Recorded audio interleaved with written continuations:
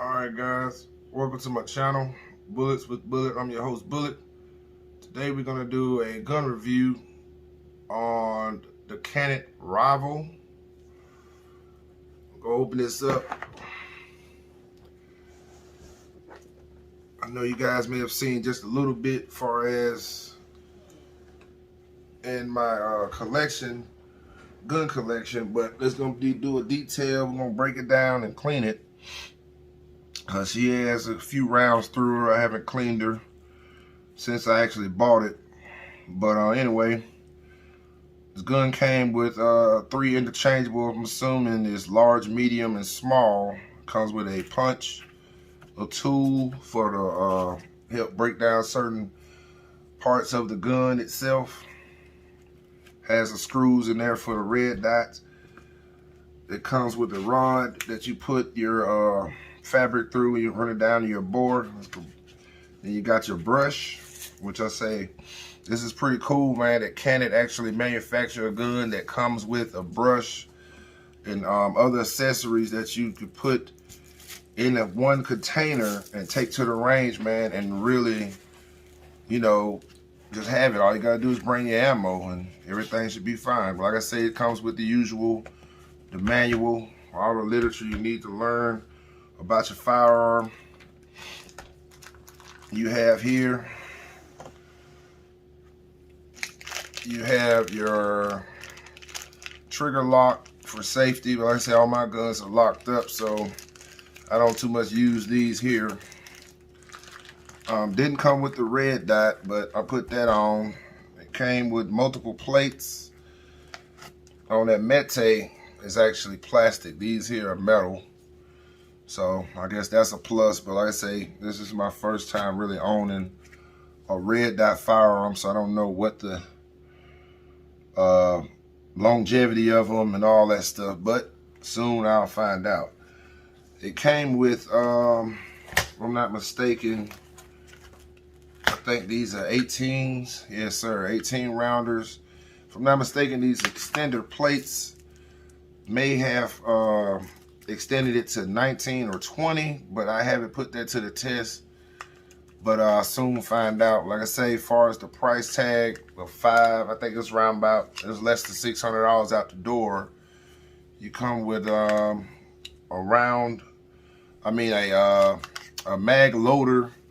You have your interchangeable plates, cleaning brush, and things like that to go with it. I mean, for the price tag, I think you got a pretty good deal.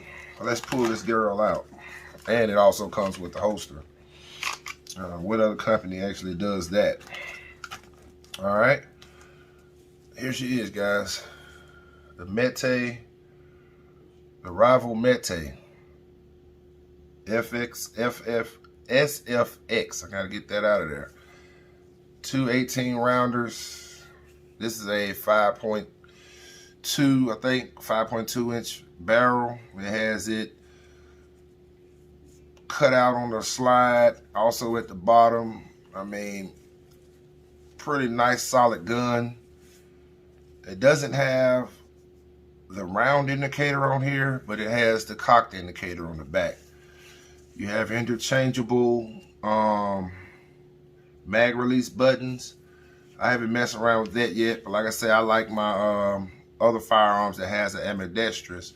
That's something that I love to have, you know. But like I say, this Canik here, man, I haven't really put it through the paces yet. I haven't took it to the range and really just let it out. But soon I'm gonna do my range review. Everybody's gonna get a real understanding on what I actually do with my gun as far as the velocity test, and I haven't really done a torture test or anything like that. I need to get my sponsorship up first before I actually start buying all this ammo out the pocket and really trying to put down 1,000 to 2,000 rounds in one single firearm to see what the longevity is. Because I know a lot of people talk about Canik, talk about, you know, other firearms and say this and that. But you know, soon and very soon, guys, you're going to be seeing me really putting down a lot of videos on my firearms and really showing you guys what these things are capable of. So for now, let's go ahead and break her down. We got the red dot on there. Like I say, I bought this, you know, just threw it on there just to see how it was. That ADE, yeah, I think I got a few of them on my Caniks. Like I say, I'm gonna break it down and clean it real quick. We're gonna go over that just to get an idea on how it is to break these guns down in case you have one or you're thinking about getting one. All right, guys, got the mag out, which is empty. The gun is actually empty. So let's go ahead and do it. You got your slide lock there. Gonna take this down. I'm actually gonna, let me try to do this the last video. I kind of was aggressive with it, so it'll be fine. But you know what? I don't care. It'll be all right. Pull these down. Hit that mag release. Then you pull that trigger. That comes out. All right. Now, let's move this out the way here. All right. Let me get my cleaning brush out.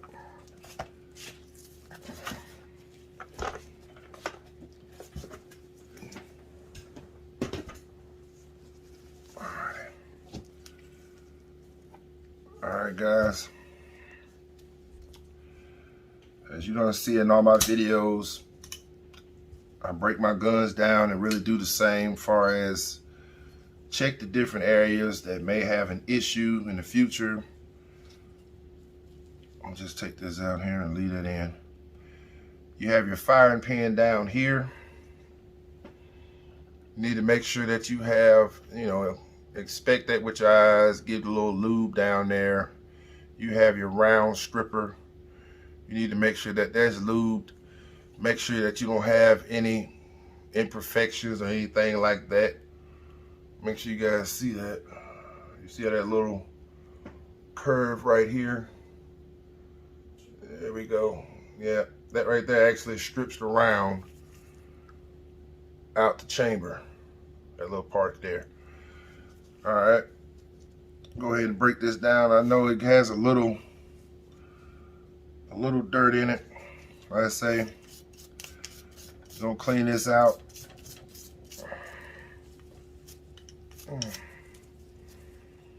Like I say, man, you guys that are on firearms, young and old, one thing you have to make sure, man, that you clean your gun. Like I say, you don't have to do it every week or anything like that, man. If you're not shooting this gun frequently, I wouldn't too much worry about it. You get a nice quality oil, which I use this Mossy Oaks CLP, and then I use this hops. I mean, it's good stuff, man. Good stuff. I'll just go ahead and put it in the little problem areas I know that I have on other firearms. You have to make sure that your trigger mechanism, all that stuff works fine. I usually put oil down here. Try to take this cap off in one hand. You got to make sure that this lube up pretty good. All back up in here. You got the guide for your slide. You have your trigger mechanism down here for that safety.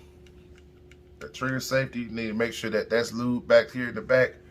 I don't know if you guys can see that, but it's right down here. You need to make sure you have some lubrication down there and on this slide. All right. This part here usually don't get that dirty, but I usually put a nice little bit of bearing grease. I have bearing grease and oil mixture that I usually put on my spring, especially if I have a gun that I carry a lot. You know, it's going to be from, you know, in the car to in, you know, out in the elements and things like that. So the guns that sit in the cabinet, they don't usually get the grease and the oil mixture because you know, they be inside the house, so they don't be, you know, out in the elements like that. They won't break down as fast. The oil won't break down. But like I say, I'm gonna clean this out real quick. Go ahead and put it back together. This here should be pretty clean. I mean, I haven't put that many rounds through it. But another thing you need to look at, guys, you need to make sure that your feed ramp on your barrels is inspected. You don't want to have any chips or anything like that on this barrel lip, on the feed ramp, I'm sorry. Once you start seeing that, you might need to invest in another barrel. This will cause you to have jams and things of that nature in your gun. Let me get a little close up on it. You know, you'll have jams and stuff like that, but if you keep that clean, you'll be all right, man. Like I say, this thing here, once I put it through the paces, you're gonna really see what I mean about taking care of your gun and breaking it down and put a few hundred rounds through it and then see what the problem areas could be at. Like all this here is starting to show a little imperfection and things of that nature. But that should be good enough. Go ahead and run this through. All right. Yep, she's nice and clean now, guys. I'm gonna go ahead and throw this on.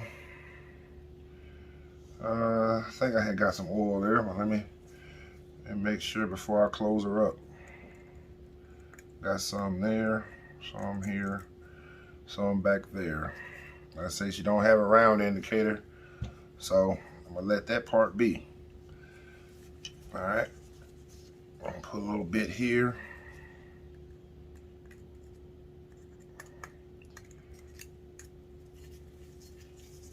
I usually have my guns wet. I know most of my ARs now. My ARs, once I do a video on those, you're gonna really see, man, those things are wet.